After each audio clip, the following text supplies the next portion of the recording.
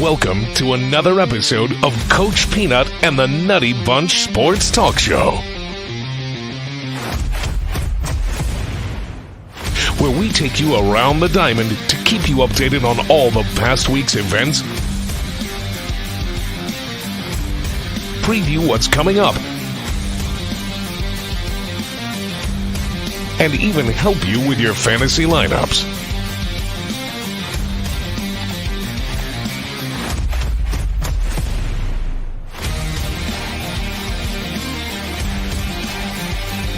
Let's head down to the dugout and check in with Coach Peanut and the Nutty Bunch.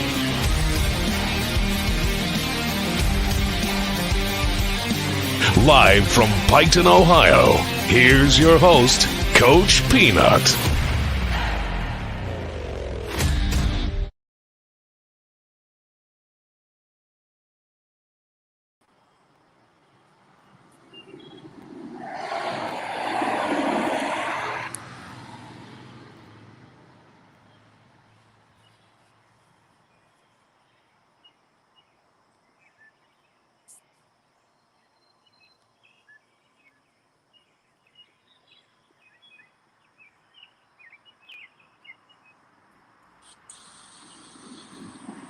I am not hearing anyone right now. Well, let me go ahead and unmute my mic. Can you hear me now? Yeah. Yes. I also have Jeremy with birds and cars in the background. I thought that might be a sound effect. I did hear it. So that screw up number 75. I muted myself during the intro. Oh, well. So everybody, welcome to the show. Thank you for being here. And I appreciate you guys for being on here.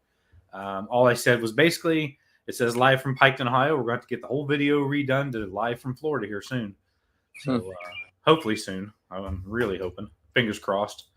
So what we're going to do tonight is we're going to cover the standings. I've got the major league leaders by position, by category. And then we're going to get into some fantasy baseball buy or sell. I've got a list of players that I'm interested in your guys' opinions on. You know, these are dynasty leagues that we cover. You know, basically our league setup. Let's just say that. And what we're going to do is talk about whether you should get rid of these guys, you know, whether you need to go after these guys when they're slumping, you know, what your guys' thoughts are. So what we'll do first is, if my mouse would unfreeze. There we go. All right, so let's go down through the American League, the standings first, because it's been, you know, we're almost halfway through the season. Everybody's played about 75 roughly games. So, you know, by the time we do the show next week, it'll be literally the midpoint of the season, the midpoint of your fantasy season. So, you know, it's time to make moves for next year or go all in for this year, basically, is what you've got to look at some of this is. But first, we'll talk real life. You know, the American League, you know, you got the Yankees, 54-20, the best team in baseball by far, even though they had a no-hitter thrown against them the other day. And then the next day on Sunday, 5 innings into the game, they had another no-hitter against them going, but then they break out and win the game in the bottom of the 8th, I think it was. Boston 42-32, Toronto 41-32, Tampa Bay 40-32, and Baltimore 35-40. And what I want to say about the funny thing about Baltimore is 35-40 is not bad compared to what I thought they were going to be. You know, it's not a horrible team, but they're already 20 games basically out of first place, you know, so their season's done, even though they're respectable at 35-40. So, guys, we almost all predicted this division close to what it is now. Is there any surprises to you at all? Or just the fact that Baltimore has won 35 games. That's a good one. No, Baltimore's only 6.5 out of that third wild card, so don't bury them yet. Yeah, there's if they can get to 4th place in division, that'll probably get them the third wild card. The way the entire American League's playing out. Yeah, that division is so tight. Now, 2 call-outs. Yankees 1st place in division. I think we all had them first, second, or third. Right. But one of the greatest starts in the history of baseball with this roster. I don't think any of us saw that one coming. No. No, not 54-20. A good team. The Yankees were pretty much always a good team, but this good, and that's insane. And what's up, Larry? So we all pretty much agree that division is shaking out kind of what we thought. I mean, you could argue first, second, third, fourth. Those could have flip-flopped anyway. They're all good teams. And it's going to be tough to see who's going to get in the playoffs out of all those teams. But now the American League Central, I wish we could have done a show about 3 or 4 days ago before the Indians Guardians went on a 5-game losing streak, even though they won this afternoon. They were in first, but Minnesota's in first again. Cleveland is 36-33. The White Sox 34-38. Detroit 28-44, and Kansas City 26-46. But like I said, before today's win, the Indians did beat Minnesota today. I think it was 3-2. They had lost 5 in a row. Twids have won 3 in a row, so they overtook first again now. So I think they're 2 games out now. So what are you guys thinking about this division here? Matt, what do you think? I think most people had the White Sox pegged to win this division, and we're still around the halfway point of the year, but they got to turn it on at some point. Minnesota's about where I expected them to be. Cleveland Guardians are a little bit better. I figured they'd be an under 500 team, but they're doing good. I think the Tigers are a little surprising. People know they're young, but they have some talent. I think we thought they'd be closer to 500, but they're still very young, and they're 16 games under 500 shows that. Yeah. And the funny fact about the Guardians, their average age is lower than the average age of a AAA team. That's how young this team went this year. So, Ooh. Yeah. I was listening to all about it on Sunday while I was mowing, and they were breaking it down. This is like the lowest in history of the last 30-some years of the average opening day starting age of the Guardians. And what's nice is they had a minority buyer this week by the team that has already come out and said that he's investing in this team to get back to being a contender, which they already got a good young core. So if he can throw in some money and we can actually get some good free agents, you never know. But Jeremy, do you have any thoughts on this division and where they're at right now? Just kind of agree with what Matt said. Everybody, the White Sox at some point do have to turn it on if they're going to be like we thought and win this division. And they've had a lot of injuries too. The White Sox have. They just can't stay healthy, especially their young outfielders. It's pretty rough. So we'll go to the American League West. Houston 45-27. They've got a 10-game lead over Texas, 35-37. You got the Angels 36-40. You got Seattle 34-41 and Oakland 25-50. The worst team in the American League is Oakland, which we kind of thought that was probably going to happen when they gutted their entire team right before the season started. So, Matt, what's up with your Mariners? People in Seattle are a little disappointed, but they're also used to Seattle sports teams letting them down. So they're like, they got our hopes up just enough to let us down. But they're a young team. They spent some money bringing in some free agents who haven't quite turned the corner yet. Why are they not winning? I don't know. I think some of the bats in the middle lineup haven't quite sparked the way they were hoping for. Winker hasn't hit very well. Selnick was demoted to the minors. J-Rod's about the only bat who's doing well with that team. And Ty France. Let's give Ty France some credit. He should be an all-star. Hello, Scarlett. Now, you did say that Winker cannot hit, but I saw him hit yesterday after he got hit. He can punch. So. Yeah, it was a very cheeky move by Winker after taking one to the glute and then attacking Phil Nevin. I'll tell you, I think bench clearing brawls in baseball is like the greatest moment in all of sports anywhere. It's great. A fun one about this one is Phil Nevin was not ejected from the game, but got hit with a 10-game suspension, the longest of anybody. That makes Angels manager. Sense.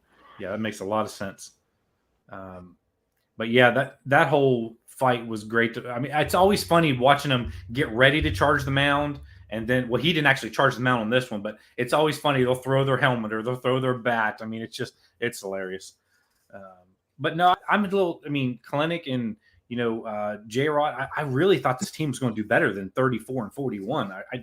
I almost wanted to pick them to win this division, but Houston is really good, and they're always really good. But it's a tough one in the American League.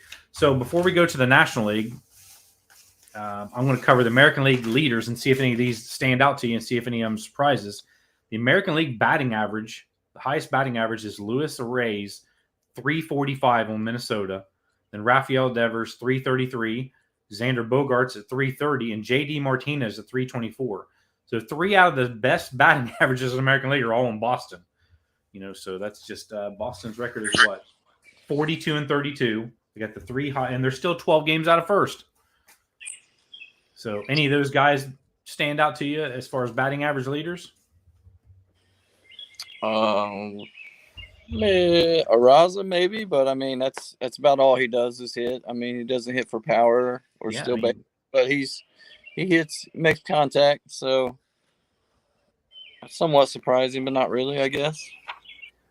Yeah, I got a feeling you're not going to be surprised with the home run leaders in the American League. You got Aaron Judge with 28. It seems like every time you turn on the Yankees box score, he's got 1 or 2.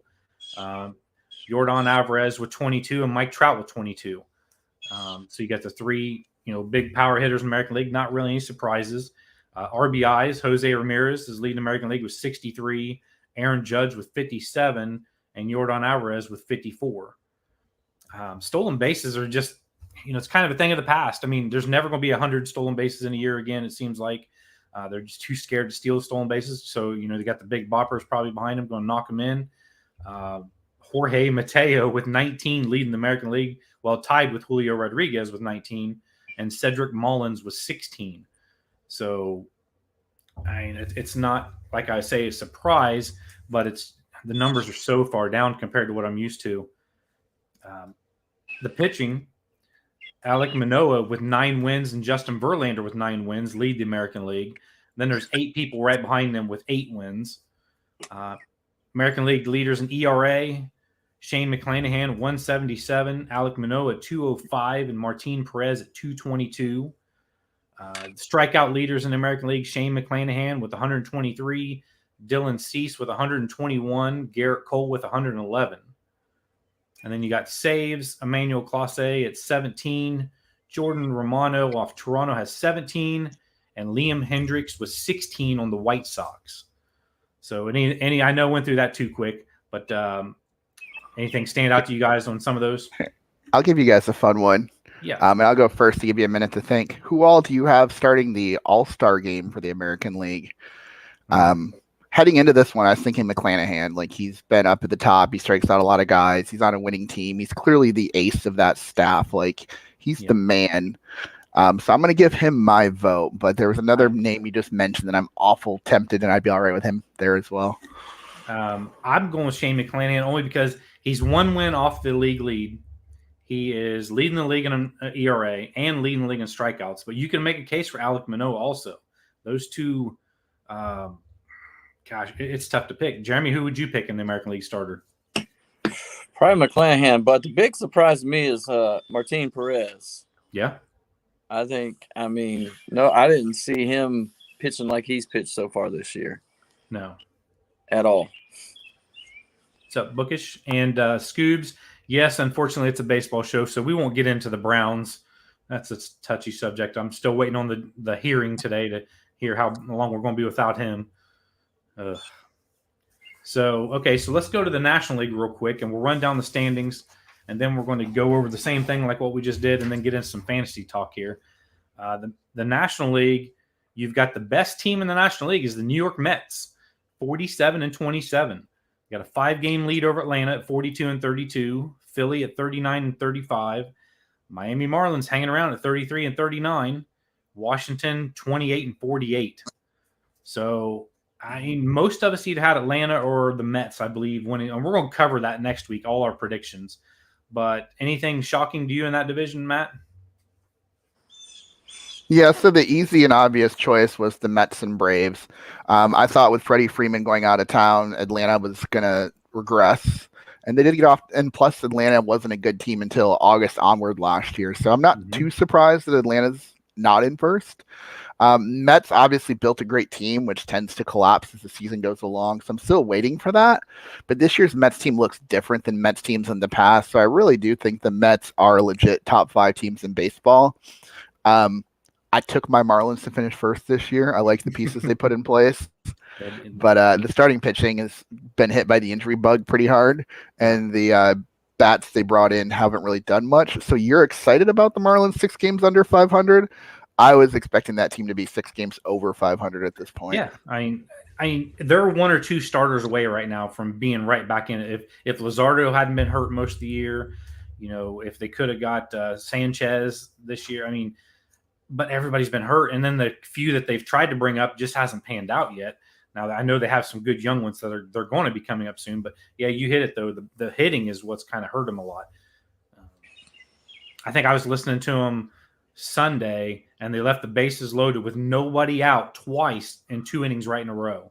It's like you got to at least get 1 or 2 runs when that happens. You get bases loaded with nobody out, you've got to get them in. Here's your fun stat. Yeah. The Marlins, they have 39 losses, and I believe like 22 of them are by 1 run or something. So they just do nothing but lose 1-run games. That's their MO. Yeah, the bullpen, Jeremy, anything in that division sticking out? We got breaking NFL news too. Not really. I mean, just I was expecting the Marlins to be a little better, but I mean, yeah, like you said, it's still got another half of the year, so yeah, they could turn around. They've announced that the hearing for Deshaun Watson will go at least until tomorrow. So just in case you Browns fans want to know that. So we got American League Central. Milwaukee's they fell apart. They've came back. They're 42-33. They got a half game lead over those St. Louis Cardinals, 42-34. Then it falls way off the cliff. You got Pittsburgh 29-44, Cubs 28-45, and Cincinnati at 25-47. So Jeremy, who's going to win this division, Milwaukee or St. Louis? Man, Sarah, you do not count. You can't vote. You're from Milwaukee, so I'm gonna go with the Cardinals. Even though I picked the Brewers, I'm gonna go with the Cardinals. So first of all, how luxurious is it to play 19 games every season against the Pirates, Cubs, and Reds? I mean, the Brewers and Cardinals are, like, how good are these teams? I don't know. They just beat crappy teams over and over again and then play each other for a battle for first place. Yeah. But I do like the Brewers. I mean, it's hard, though. Cardinals have the veterans in their final year, Pujols, Yachty, Wainwright, which is fun. But the Brewers have a great bullpen. They have great starting pitching. They can't hit worth a lick. I took the Brewers at the start of the year. I'm with you, Jeremy. I took Brewers at the start of the year, but I'm feeling Cardinals right now, too. Not going to officially backtrack on my pick, but it's a little tighter than I was hoping for. Well, Sarah's in here. She's from Milwaukee, and she says they're not going to do it this year. But Bookish is her mom. She knows better. She says they're going to do it. So, I kind of had my hopes up for the Reds after they got to that horrible start, and then they started to turn it around. Don't ever get your hopes up about them. We should just not even talk about the bottom 3. Poor Reds. Move on to the West. Let's go to the West. You got the Dodgers 45-27, San Diego right behind them at 45-30, San Francisco 39-33, Arizona 33-41, Colorado 32-42. So nobody's really hot in this division. You look at the last 10 games, and everybody's about the same. So Matt, who's pulling out of this division? We're almost halfway here. Yeah, this is the Dodgers division, but I think the Padres are a surprising team. So first of all, Dodgers picked to win the whole National League. They brought in Freddie Freeman. They're still in great shape. We know they're going to make the playoffs. They've got the roster to make a deep run. Old news. That's what LA looks like every year. So how about the Padres without Fernando Tatis, one of the top pitching staffs in baseball, an unimpressive lineup with Eric Hosmer having a career year, Manny Machado doing well until he got hurt. Like, I am surprised that the Padres are in the mix of things here. Yeah, and they're not just in the mix of they're the 3rd best team in the National League. So, that what sucks is you're playing against the 2nd best team in the National League right there ahead of you. So. It's going to be one of those races that come like last year, right down to the final days. It's going to be good. Jeremy, who you got coming out of there? Probably it's going to be hard to pick against the Dodgers, but the Padres have been surprising, and Tatis coming back soon. You never know. Yeah. All right, so let's check out the National League leaders by category, like we do with the American League. National League batting average, the highest batting average, Paul Goldschmidt, 347. Manny Machado at 328 and Jeff McNeil at 327. So if you told me going into the season that Paul Goldschmidt's going to be the highest batting average in the National League, I don't think I would have believed you. What do you got? I mean, those are all surprises. Yeah, I mean, all three of them are. So the National League home run leaders, Pete Alonso with 22, Kyle Schwarber with 21, and Goldschmidt with 19. So I really didn't see Schwarber. I mean, he's a power hitter, but he just never really puts it together for a full season. Last year, he had a pretty good season, but that's the only surprise in that one for me. But in RBIs, you got Pete Alonso at 69, Goldschmidt at 64, and Alonso's teammate Francisco Lindor at 56. And then you got stolen bases. John Birdie with 22. And then you got the two St. Louis Cardinals right behind him with Tommy Edman at 18, Harrison Bader with 15. So, yeah, John Birdie is not only leading the National League, he's leading the entire league in stolen bases. And he doesn't even get to play full-time sometimes. Like, that's wild. So Tony Gonzalez has 9 wins, and then there's 4 people with 8. There's Tyler Anderson, Carlos Carrasco, Joe Musgrove, and Kyle Wright. So we're getting Jim in bed here. That's the adult version of rounding the bases. We're coming for a home run here. So the ERA leaders in the National League got Tony Gonzalez at 158, Sandy Alcantara 195, Joe Musgrove at 212. Then the strikeout leaders in the National League, you got Corbin Burns with 119, Aaron Nola with 109, and Carlos Rodon at 101. Saves in the National League, Josh Hader with 22, Taylor Rogers with 22, and Kenley Jansen on Atlanta with 20. So that is your National League leaders. What I want to do now is I'm going to take turns going around to you guys, and you tell me if you would buy or sell these players. And Can we talk about the leaders real quick, Dennis? Yep. Sorry. Go ahead. I got a couple of thoughts, if you don't mind. Yes. First of all, Kenley Jansen put on the injury list with heart problems. So keep an eye on that one. That's my closer. Yeah. Paul Goldschmidt never won MVP. A lot of stats you just gave sounds like he might make a run for it this year. Definitely could. And lastly, John Birdie is the heart of the Marlins. I mean, Jazz Chisholm's awesome, but like John Birdie does all the little things.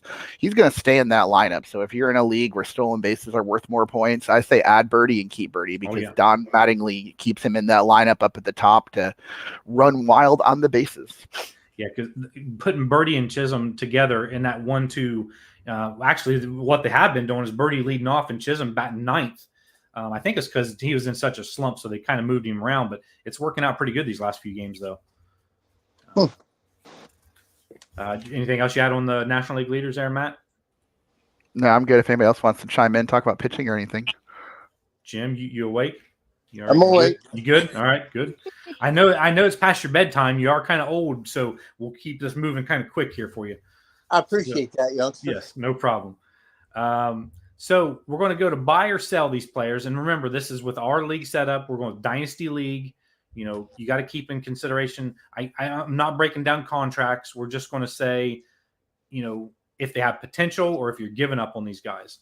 So I know catcher, but catcher, we'll start with you, Jeremy. I got 2 people here because I don't want to go down through all these. So I'll give you 2. Alejandro Kirk on Toronto. He's 23, batting 322, 10 homers. Bye. 272 points. I think he's either leading the catchers or right there at the top. And then I'll give you another one, Joey Bart. He's 25, good young. He's been hyped up, being a big prospect. Batting 156, 4 homers, 7 RBIs with only 86 points. So are you going to buy or sell him? I'm going to sell him, even though I know he's still young, but I mean, he's already 25, which, I mean, that's still young too, but he's struggling. If I had to choose between Kirk and Bart, if that was my 2 options, I'm going with Kirk every day. All right, Jim, I'm going to go to you on this one because it's got one of your teammates here. So you got Dalton Varsho, which he splits time in the outfield, but he does qualify at catcher. He's 25, batting 239, 10 homers, 32 RBIs. He's got 271 points. So do you think you're going to buy that? He's taken off. You going to keep him or sell him? Varsho? Mm-hmm. I mean, I probably, if I had to choose between him and the other two you just mentioned, I probably would keep him over Bart right now, which Bart's available if anyone wants him. And I should have kept Kirk last year when I had. Oh, okay. So Matt said he'll be right back. Yeah, I'm here. Okay. All right. So your other option, Jim, is Adley Rushman, which on Adley. Baltimore. He's 24, batting 234 with 3 homers, 9 RBIs, 106 points. Yeah. Is he going to pan out, or is he the next Matt Wieters, or what is he? I think he's going to be better than Wieters. I mean, but Wieters stuck around for a while, though. Mm-hmm. But I would keep Adley. I've been holding on to that guy forever, so I definitely have to say I'd keep him. So you're going to buy him, and you're buying the other. So we got 3 buys and 1 sell and a catcher. So, Marvin, you okay, or do you want me to skip you? Yeah, I'm good. Okay. All right. Good. Yeah. Well, I just want to weigh in on Varsho real quick. I think league settings are important. In our league, the position they play at the most is important. And Varsho looks like he's going to play more games at outfield than catcher.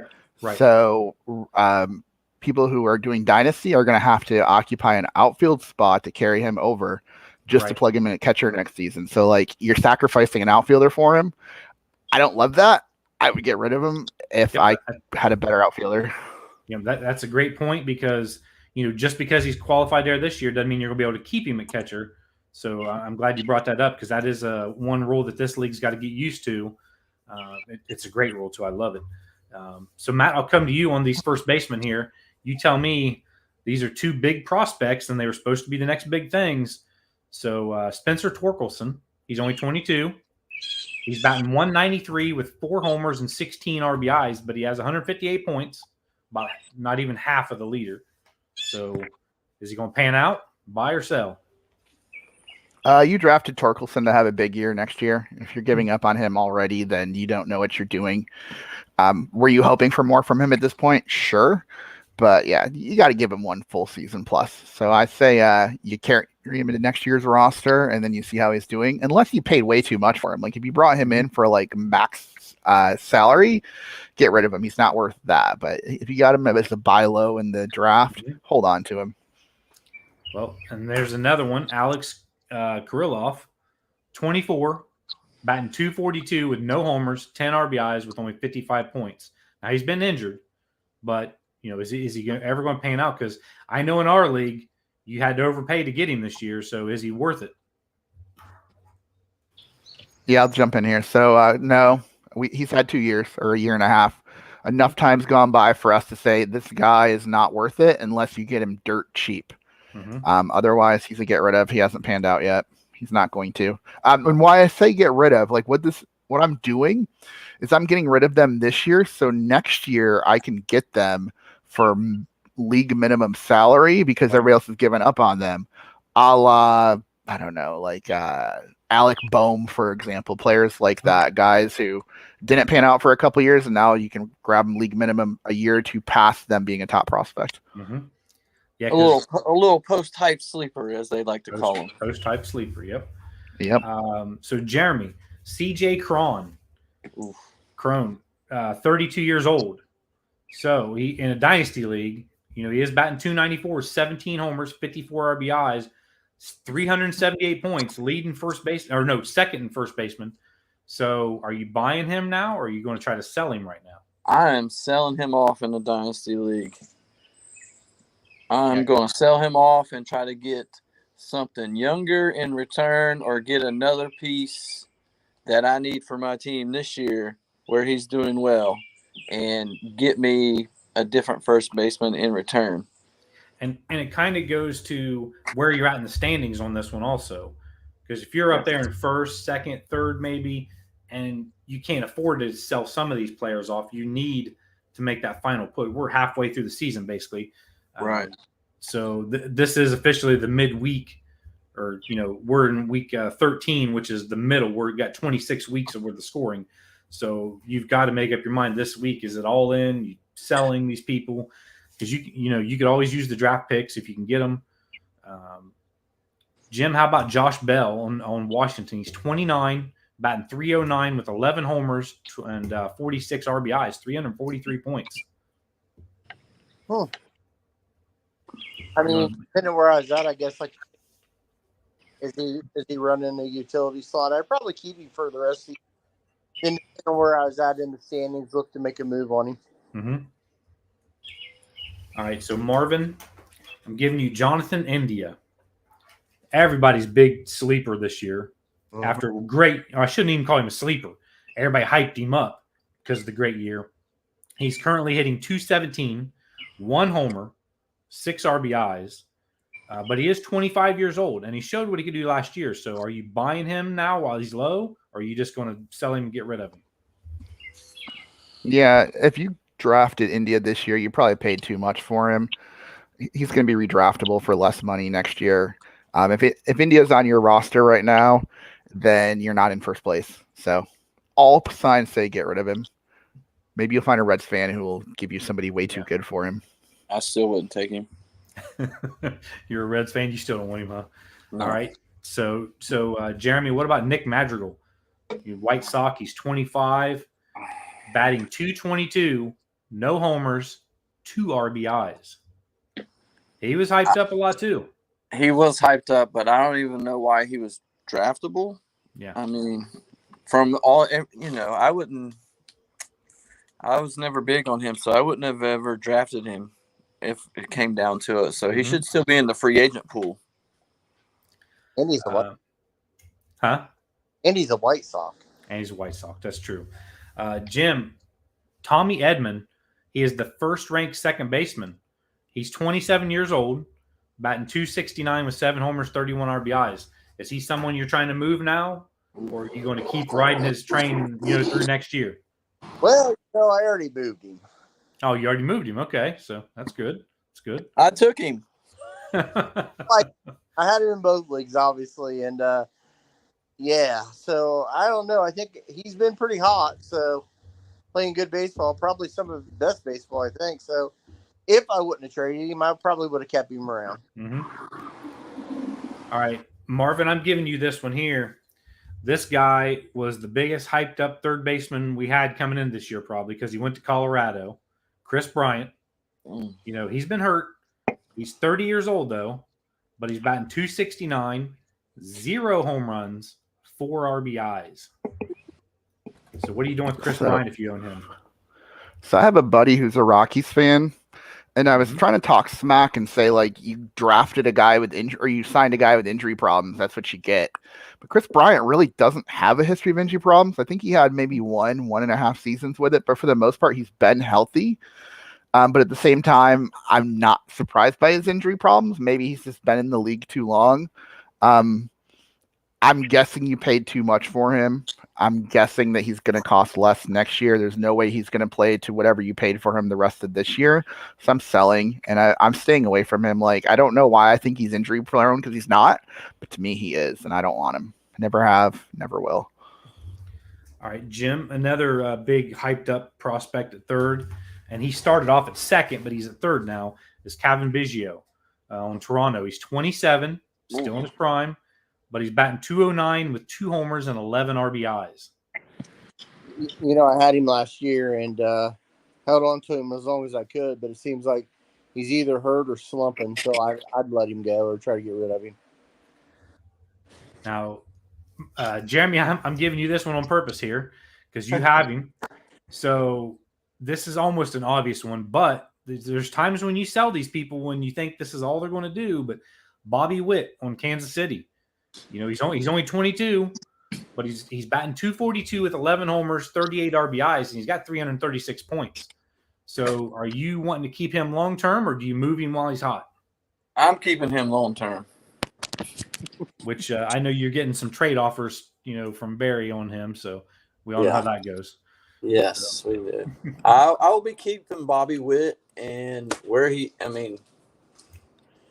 no need to get rid of him unless I just can't put him anywhere. But we've had the same talk over and over. You can't be afraid to trade some of these players just because of the name, because I mean, I've traded Corbin Burns this year. Whoever, I mean, you got to be able to trade. And yeah, me and Marvin, we just traded. I traded Burns in both leagues. Yes. So I traded Burns to Marvin. I traded Burns to you. So it's just you've got to be able to make deals. And Jim, we make deals all the time. And I get accused of cheating in just about every trade I do. So, hey, I'm a part of that now. I think he thinks I just give you guys 2. Yeah, exactly. So you can win. Even though, I mean, and don't get me wrong, I would keep Witt long term, but I'm not scared to trade him if the offer's right. So that doesn't mean I won't trade him. Yeah. Because I would, I'll trade. I mean, I was willing to trade Acuna at one point. So, I mean, I don't care to trade. I'm not scared to trade people. I will give up good to get good back. And I believe he's hurt again, Acuna. I'm pretty sure. He's out tonight. So, Marvin, we got a big shortstop signing in Detroit, Javier Baez. They signed him for all kinds of money. He's 29 years old. And what have they got out of him? He's batting .217 with 7 homers and 25 RBIs. So, is he not a fit in Detroit, like I called it? But, That whole Detroit offense is not producing anything. Torkelson someday will probably be worth holding on to. Detroit's going to keep Baez for a little while, but I don't see that team producing runs in the next 2 or 3 years. I've never been a big Baez fan to start with. I really don't like any of the Cubs except for the old Cubs, except for maybe Anthony Rizzo. So yeah, if you have Baez, you probably paid too much for him. If you can get anything for him, go for it. He's going to come to you cheaper at the start of next year's draft. Mm-hmm. And I got him for 1. Yeah. And I will say that over the last couple of weeks, though, he has been hitting the baseball pretty well and putting up good points. Finally. And speak of the devil, Barry just updated his trade block. You might want to go check that out. God. No, so and he'll give you 3 free agents for your best player. Yeah. So Jim, how about Dansby Swanson on Atlanta? I love this guy. You ain't got to tell me. He's 28 years old, batting .304 with 13 homers and 43 RBIs. You riding that train with 382 points. Yeah, I'm riding that train for all it's worth to Atlanta. Yeah. So, Jeremy, I'll give you another one of your players, or actually, you're trying to get this player, Wander Franco, 21, but he's batting .268 with 4 homers and 19 RBIs. So, is he going to match the hype? Or is he worth the price you're going to have to pay to get him right now? Well, the offer I showed you, no, he's not worth Trey Turner, but I do like him.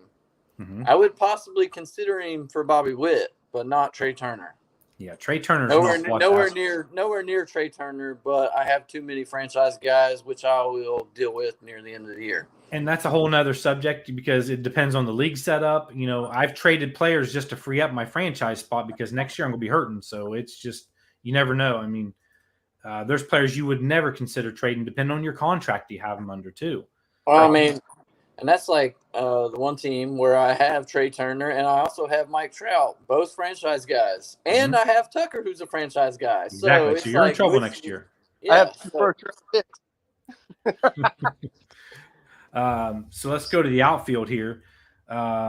Jim, Nick Senzel in Cincinnati.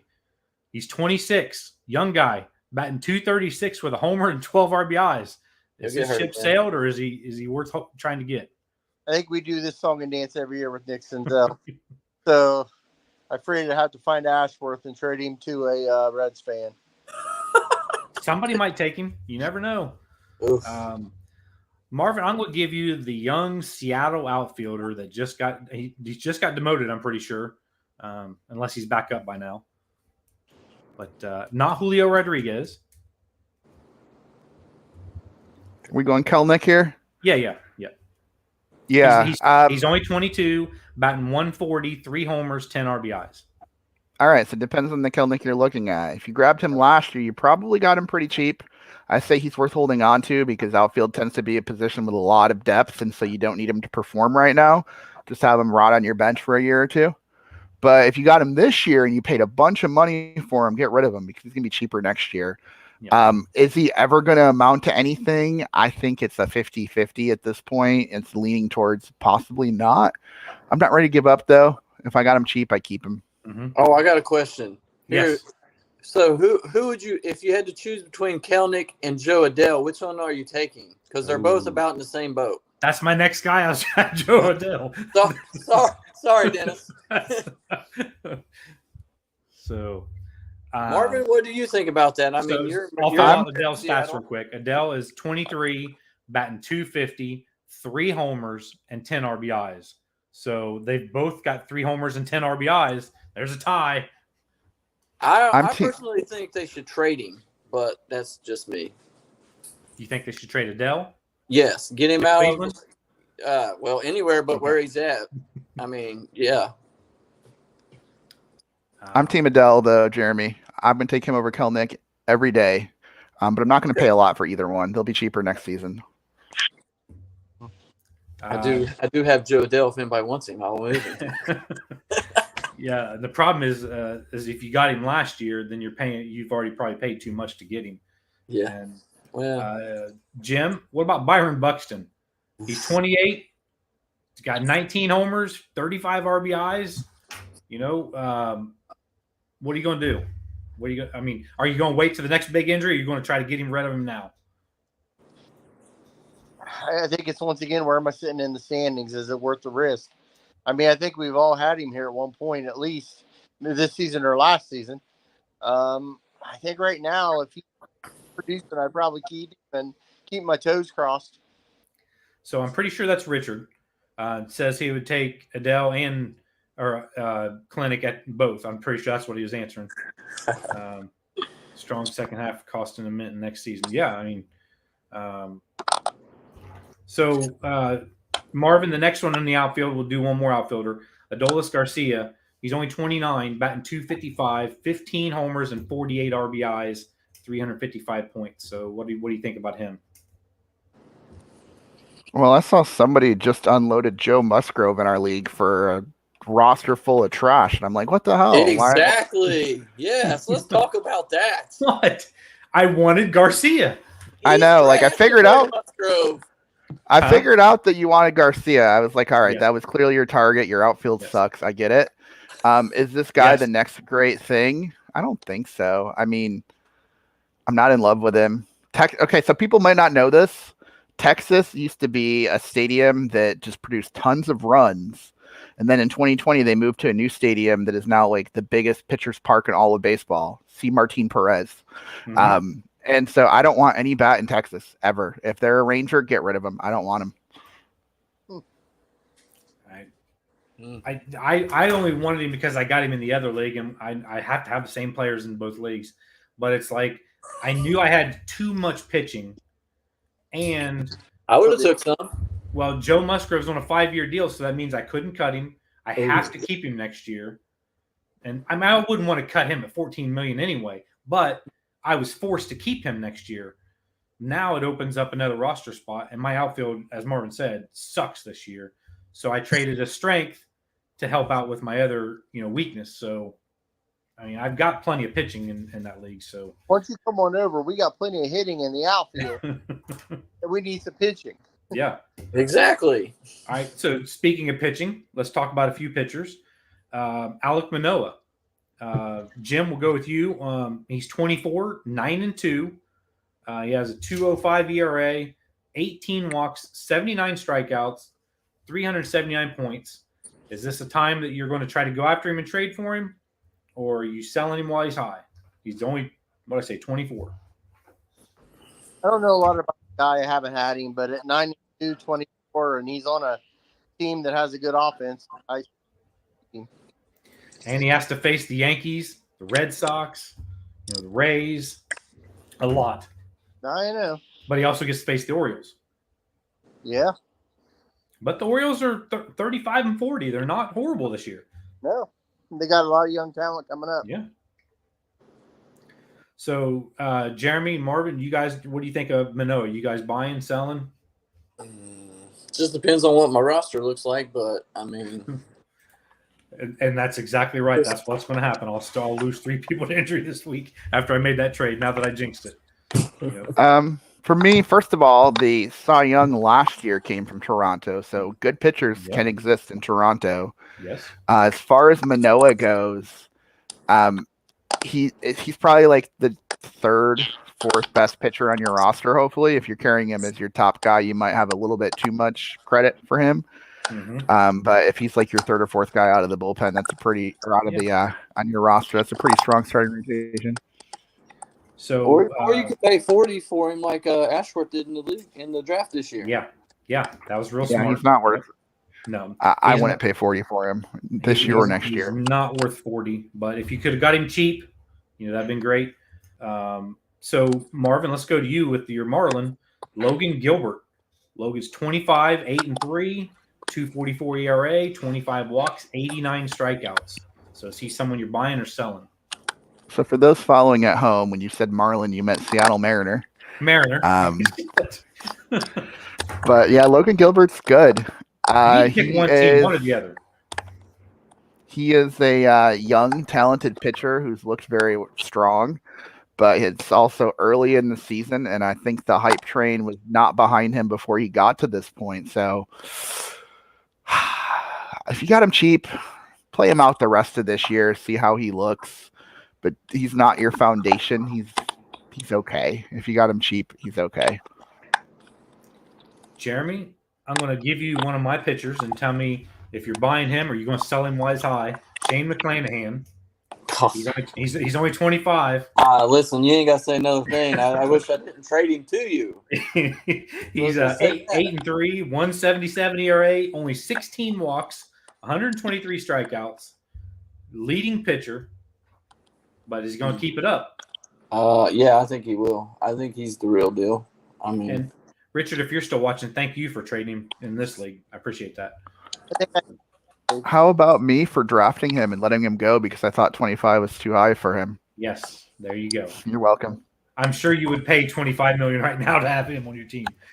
Yeah, no, I figured he was the 15 and 20 million range, and yes, I do split hairs when it comes to budgeting a player.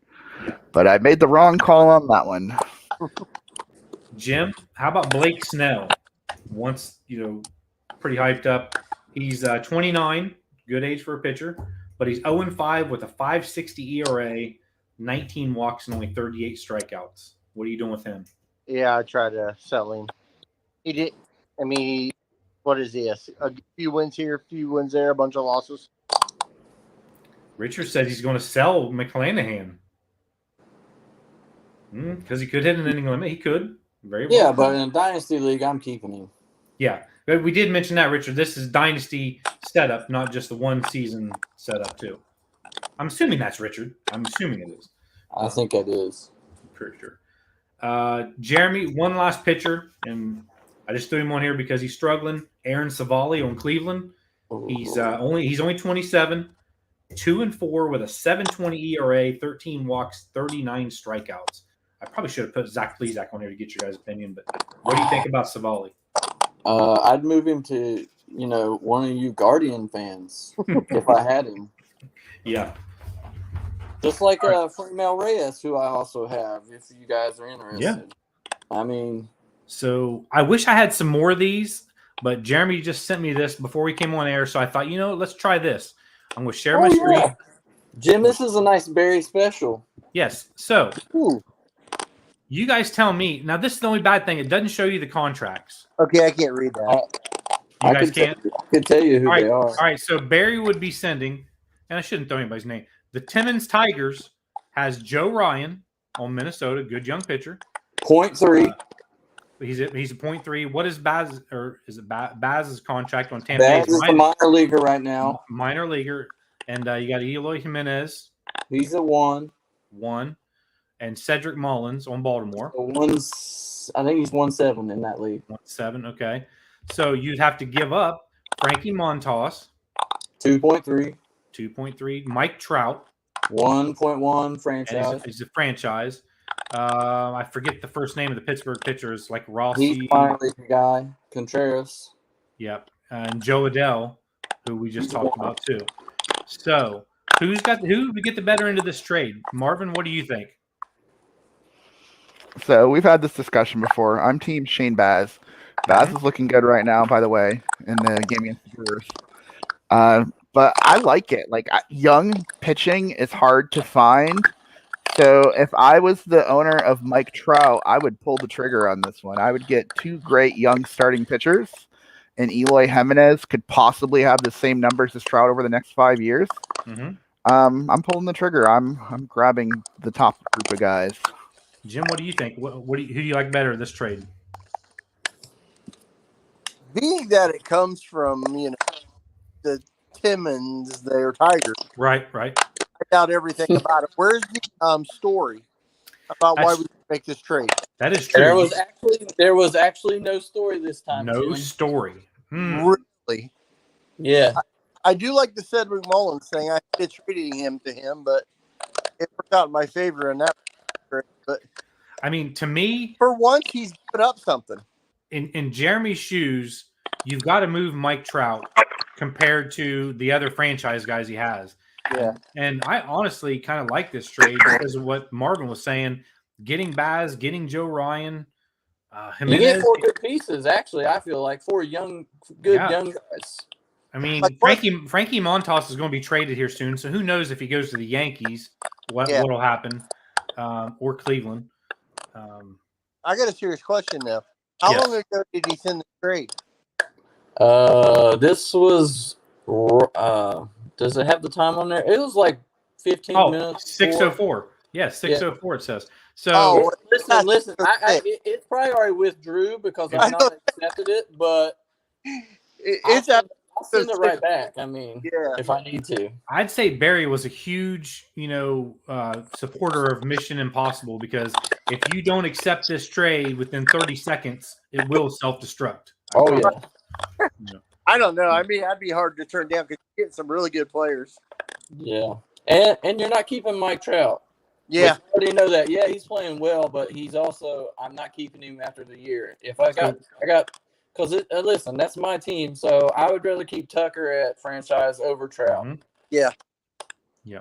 And just like I understand I got Trey Turner, well, he's probably going to get moved too after the year because I have a replacement for him in Bobby Witt.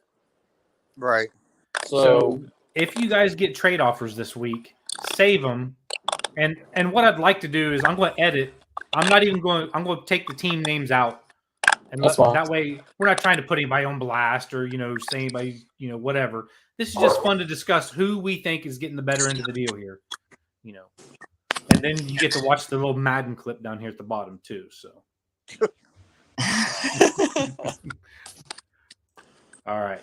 So that's all I have for this week. Next week, what we're going to do, because it's literally the middle of the season, I'm going to break everybody's predictions out, and we're going to go over those division by division and see. You get one mulligan, one American League mulligan, one National League mulligan to change one thing in your predictions, and we're still going to see who comes closest at the end of the year. So you'd be thinking about who you want to change in your predictions, or if you don't even want to change anything, But has anybody else got anything before we go? Yeah, I got a question. How old are you? How old am I?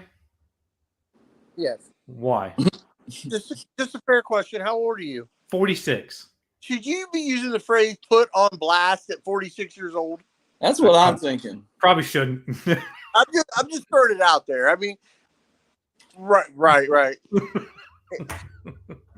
I don't have. I'm gonna make a quick public service announcement from a show we did earlier this year. Yes.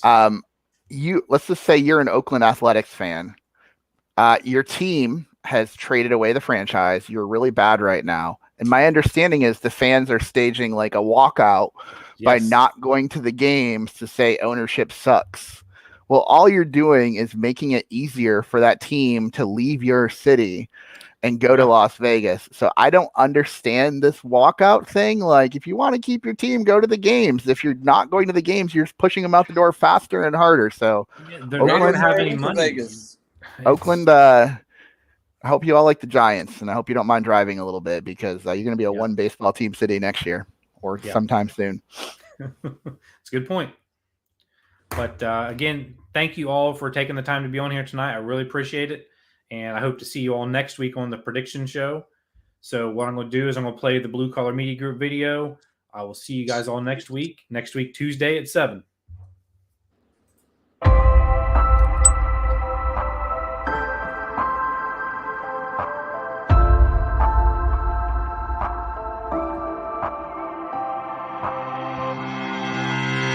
Happy Thursday, y'all. Happy Thursday. I'm your host, Andrew Kahn. This is the Boomtown Pod.